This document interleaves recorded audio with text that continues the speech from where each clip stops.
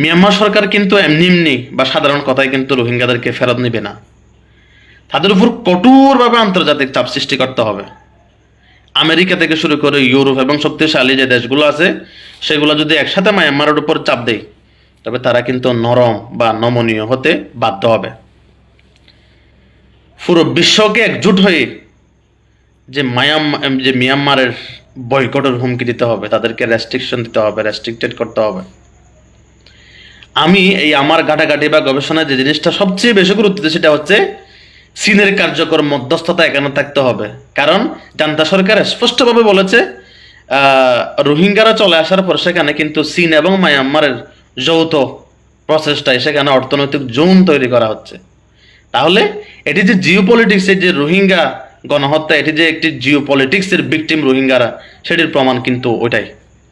এই জন্য চীনের কার্যকর মধ্যস্থতা রাখতে হবে এখানে। মায়ানমারের উপর চীনের প্রভাব যেহেতু সবচেয়ে বেশি, তাই চীনকে এই সমস্যা সমাধানে যেভাবে হোক রাজি করাইতে হবে, অন্যথায় কিন্তু এটি তেমন কার্যকরভাবে আগাবে না।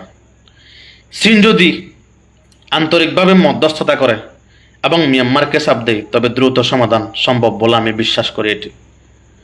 এই জন্য বাংলাদেশ সরকারকে এবং যারা কর্তৃপক্ষ আছে তাদেরকে আন্তরিকতার সহিত চেষ্টা করতে হবে। চীন সরকারকে বোঝাতে হবে যে এই সংকট এই পুরো অঞ্চলের জন্যই ক্ষতিকর। চীন যদি বাংলাদেশ সরকারের সাথে এখন যে ভালো সম্পর্ক আছে সেটা যদি বজায় রাখতে চায় এবং দিন দিন আরো উন্নতি হতে যদি থাকে, তাইলে চীন যদি এখানে যদি আন্তরিকতার সহিত মধ্যস্থতা করে এবং বাংলাদেশের যে পররাষ্ট্র মন্ত্রণালয়, চীনের পররাষ্ট্র মন্ত্রণালয়ের সাথে যদি ভালো একটি আন্ডারস্ট্যান্ডিং বা বোঝা ভালো হয়, তাহলে কিন্তু এখানে একটি ভালো ফলাফল আসতে পারে। আর রোহিঙ্গাদেরকে মাটিহারা ভূমিহারা একেবারে বাস্তুচ্যুত করা হয়েছে, সেটার মূল কারণ হচ্ছে 1982 সালে যে তাদেরকে নাগরিকত্ব, নতুন নাগরিকত্ব আইন করে তাদেরকে যে নাগরিকত্বহীনতা করে দেওয়া হয়েছে, সেটি নতুনভাবে ফিরিয়ে আনতে হবে। কারণ তাদের মূল সমস্যার মূল হচ্ছে তাদের কোনো নাগরিকত্ব নাই, তারা কোথাও এক্সিস্টেন্স করে না। মিয়ানমার সরকারকে 1982 সালের নাগরিকত্ব আইন পরিবর্তন করে রোহিঙ্গাদেরকে পূর্ণ নাগরিক অধিকার ফেরত দিতে হবে। নাগরিকত্ব পেলে কিন্তু রোহিঙ্গারা নির্ভয় নিজ দেশে ফেরে যেতে আগ্রহী হবে। এখন কিন্তু আপনি পুরো প্রায় 30 থেকে 32টা ক্যাম্পের মধ্যে 1 লাখ রোহিঙ্গারা পাবেন না। তারা 4টা জিনিস যদি এনশিওর না করে, ইন্টারন্যাশনাল কমিউনিটি বলেন, সরকার পর্যায়ে থেকে বলেন, তারা নিরাপত্তা চায়, তারা শ্রদ্ধা চায়, তারা তাদের সার্বভৌমত্ব চায়, তারা তাদের নাগরিকত্ব চায়। এই জিনিসগুলো কিন্তু এনশিওর না হলে কিন্তু আপনার প্রত্যাবাসন প্রক্রিয়া তারা কিন্তু যাইতে ইচ্ছুক না। এটাও আমাদের মাথায় রাখতে হবে। শুধু প্রত্যাবাসন হচ্ছে হচ্ছে বলে শুধু একেবারে হইচই মিডিয়া পাড়ায় একেবারে হইচই করে দিলে হবে না, এখানে অনেক বিষয় জড়িত। এই জন্য তাদের কমিউনিটি লিডার মৌলভী সৈয়দুল্লাহ সাহেব বারবার বলে ভিকটিম কিন্তু রোহিঙ্গা। সো রোহিঙ্গা ইস্যু নিয়ে বা প্রত্যাবাসন কোনো কিছু নিয়ে কাজ করলে তাদের সাথেই কনসালটেশন করতে হবে। এটা খুব সুন্দর পয়েন্ট। তারপর হচ্ছে নাগরিকত্ব তাতে অবশ্যই ফিরে, তাদের জন্য নিরাপদ অঞ্চল, সেফ জোন তাদের দ্বিতীয় প্রধান ডিমান্ড। যেটা আরাকান রাজ্যে কিন্তু রোহিঙ্গাদের জন্য জাতিসংঘের তত্ত্বাবধানে বা নির্দিষ্ট একটি টাস্ক ফোর্স গঠন করে সেখানে নিরাপদ অঞ্চল তৈরি করতে হবে। সেখানে মিয়ানমার সেনাবাহিনী ঢুকতে পারবে না এবং রোহিঙ্গারা নিরাপদে থাকতে পারবে। নিরাপত্তার গ্যারান্টি পেলে কিন্তু অবশ্যই রোহিঙ্গারা সেখানে ফিরে যাবে। অর্থনৈতিকভাবে অবরোধ দেওয়া যায়, আরো একটা পয়েন্ট আমার ঘাটাঘাটি থেকে যেটা ওটা আসছে। অর্থনৈতিকভাবে অবরোধ আরোপ করতে হবে। মিয়ানমার সেনাবাহিনী এবং সরকারের আয়ের উৎসগুলো বন্ধ করে দিতে হবে পুরো ইন্টারন্যাশনাল কমিউনিটি বা আন্তর্জাতিক মহল মিলে। বিশ্ব সম্প্রদায় যদি মিয়ানমারের সাথে ব্যবসা বাণিজ্য বন্ধ করে দেয় এবং অর্থনৈতিক অবরোধ দেয়, তবে তারা বিপদে পড়ে রোহিঙ্গাদের ফেরত নিতে অবশ্যই বাধ্য হবে, অবশ্যই বাধ্য হবে। সেখানে চীন আরো গুরুত্বপূর্ণ ভূমিকা রাখতে পারে যদি চীন এবং বাংলাদেশ সম্পর্ক যেটা আছে সেটা যদি সত্যিকারের আরো ভালো সম্পর্কের দিকে গড়াতে চায় আর কি। আমি বারবার আজকের আলোচনায় চীনকে কেন প্রাধান্য দিচ্ছি সেটা হয়তো আপনারা অনেকেই বুঝতেছেন। এই যে জিও পলিটিক্স, এটার কিন্তু চাবি হচ্ছে চীনের হাতে। কারণ চীন এমন একটি রাষ্ট্র, আগামী পুরো বিশ্বে অর্থনৈতিকভাবে বলেন, শক্তিধর রাষ্ট্র বলেন, চীন কিন্তু আগামী পৃথিবীকে নেতৃত্ব দিবে। এই যে সাম্রাজ্যবাদী আমেরিকার পতন কিন্তু অলরেডি হয়ে যাচ্ছে। মহান আল্লাহ ইরানকে এক ঐশ্বরিক শক্তি দান করেছে, এক ইরান জাতি, ইরানিরা এই সাম্রাজ্যবাদী আমেরিকার যে তাদের মনোভাব, তাদের যে পরাশক্তি, সব কিছুকে একেবারে নাকানি চোবানি খায়ে একেবারে তলানিতে ফেলে দিচ্ছে। যাক, তো আরো একটা বিষয় হচ্ছে আন্তর্জাতিক আদালতের যে বিচার, এগুলো আমরা শুনেই যাচ্ছি, অনেক বিচার হচ্ছে। যে নেদারল্যান্ডের যে হেগের আন্তর্জাতিক বিচার আদালত, মায়ানমারের বিরুদ্ধে গণহত্যার মামলা চলছে। এই বিচার প্রক্রিয়া কিন্তু দ্রুত শেষ করে মিয়ানমারকে দোষী সাব্যস্ত অবশ্যই করতে হবে। আদালতের রায় যদি মিয়ানমারের বিপক্ষে যায়, তাহলে বিশ্বমঞ্চে কোণঠাসা হয়ে পড়বে রোহিঙ্গা ইস্যু। তারপরে যদি আমরা এশিয়া ভিত্তিক আসি, এই যে মালয়েশিয়া অনেক তৎপর, কিন্তু তারা রোহিঙ্গা ইস্যু নিয়ে বিগত সময়ে আমাদের বাংলাদেশও এই সময় তৎপর ছিলেন না। মালয়েশিয়া কিন্তু রোহিঙ্গা শরণার্থী আছে, বাংলাদেশেও আছে, কিন্তু দুই দেশের পরিস্থিতি কিন্তু ভিন্ন। মালয়েশিয়া যারা আছে এরা কিন্তু নির্দিষ্ট কিছু রুলস এবং নিয়মের মধ্যে আছে, কিন্তু বাংলাদেশের গুলার এই রুলস এবং নিয়মের মধ্যে নাই।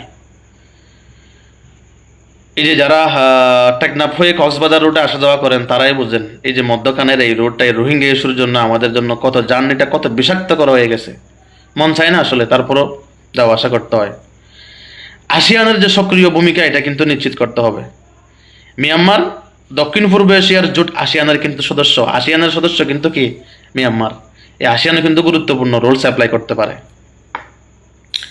আসিয়ানের অন্য দেশগুলো যেমন মালয়েশিয়া, ইন্দোনেশিয়া যদি মিয়ানমারকে সুন্দরভাবে চাপ দেয় এবং কঠিনভাবে জোট থেকে বের হওয়ার হুমকি দেয়, তবেও কিন্তু কি হতে পারে, কাজ হতে পারে।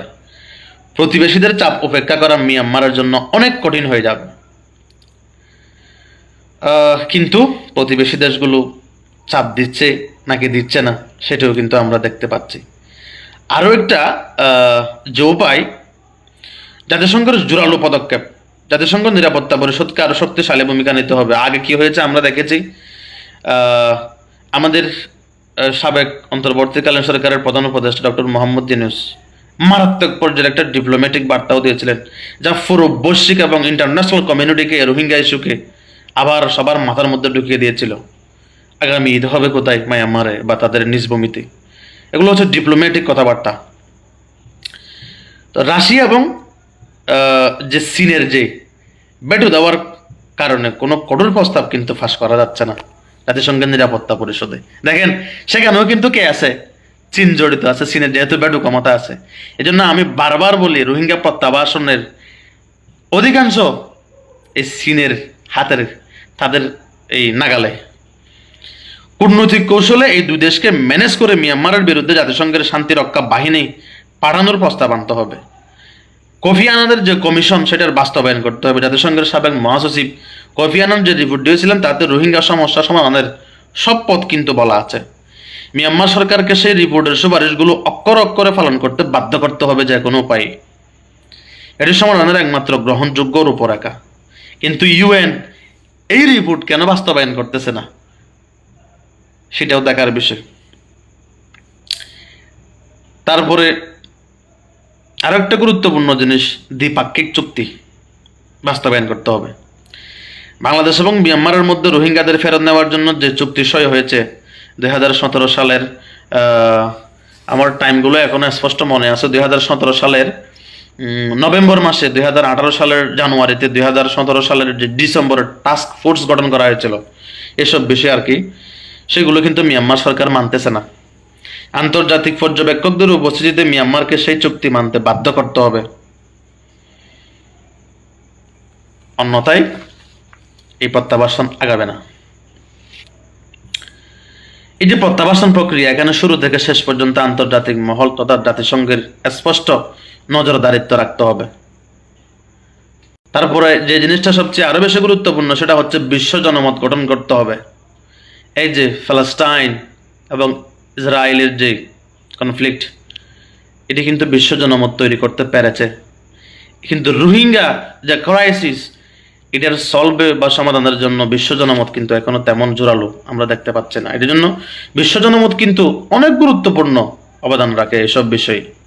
রোহিঙ্গা ইস্যু যাতে বিশ্ববাসী ভুলে না যায়, সেই জন্য নিয়মিত প্রচারণা চালাতে হবে, যেটি বর্তমানে বাংলাদেশ সরকারের বর্তমান সরকার করে যাচ্ছে।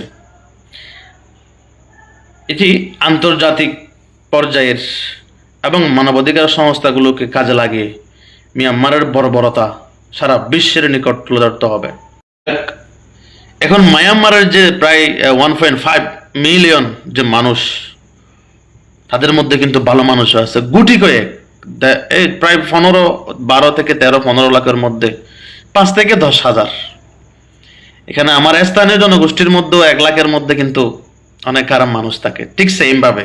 এখন গুটি কয়েক খারাপের জন্য আপনি পুরো একটু জাতিকে, পুরো একটু তাদের ভাষায় কমকে আপনি খারাপ বলতে পারেন না, বা এভাবে বলাটা আমাদের উচিত হবে না, কারণ তাদেরও একদিন সুন্দর সময় ছিল, সুন্দর অতীত ছিল। এই রোহিঙ্গারাও কিন্তু মায়ানমারের পার্লামেন্টে নেতৃত্ব দিয়েছে। সো আমাদের তাদের অতীতকেও সম্মান এবং শ্রদ্ধা করতে হবে। ইউএন অ্যাক্ট 1948, ইউএন অ্যাক্ট চার্টারে যেটা বলা হয়েছে সেটা হচ্ছে, যখন কোনো দেশে যখন জেনোসাইড বা মানবিক বিপর্যয় বা অমানবিকভাবে হত্যা করা হবে, তখন কিন্তু এভরি পার্টিকুলার, প্রত্যেকের ইন্ডিভিজুয়াল পার্শ্ববর্তী যে কোনো বর্ডার ক্রস করার কি আছে, অনুমতি আছে এবং রাইটস আছে। এই যে রোহিঙ্গা, এই রোহিঙ্গারা কিন্তু আসলেই আন্তর্জাতিকভাবে জিওপলিটিক্সের ভিকটিম। কেননা তাদেরকে অমানবিকভাবে যে অত্যাচার, নিপীড়ন, হত্যা, গণহত্যা যে চালানো হয়েছে, সেটি করে নাকি মায়ানমার সরকার সেখানে ইকোনমিক জোন তৈরি করেছে। এ কেমন অমানবিকতা! একটা জাতি, একটা কওমকে নির্বিচারে হত্যা, জেনোসাইড চালিয়ে সেখানে নাকি অর্থনৈতিক জোন তৈরি করেছে। এই যে রোহিঙ্গারা যে আন্তর্জাতিক বা জিওপলিটিক্সের যে ভিকটিম, সেটি কিন্তু দিনের আলোর মতো পরিষ্কার। কেননা এই রোহিঙ্গারা কিন্তু মায়ানমারে তাদের অনেক সুন্দর ইতিহাস আছে। তারা পার্লামেন্টের সেখানের সদস্য ছিল, কিন্তু তাদের একটা সময় কাল হয়ে আসে, সেটা হচ্ছে 1982 সালে, যখন তাদের কাছ থেকে নাগরিকত্ব যখন কেড়ে নেওয়া হয়, তখন তারা কিন্তু পরিচয়হীন হয়ে পড়ে। এখানে আরেকটা বিষয় আমি যদি বলি, রোহিঙ্গাদের যে বর্তমান যে অঞ্চল, সেখানে কিন্তু আরাকান আর্মি প্রায় 90% তাদের দখলে।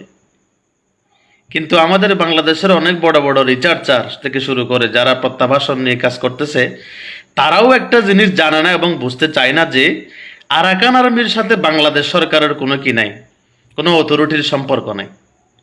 হয়তো জান্তা সরকারের কিছুটা সম্পর্ক থাকতে পারে, কিন্তু আরাকান আর্মি এবং মায়ানমারের মধ্যে যে মায়ানমারের নাগরিক বা মায়ানমারের যে রোহিঙ্গা জাতি, এদের এদের এদের সাথেও কোনো ভালো সম্পর্ক নাই। আরাকান আর্মি কিন্তু রোহিঙ্গাদেরকে ভালোভাবে নেই না। তাইলে এই প্রত্যাবাসন কেমনে হবে?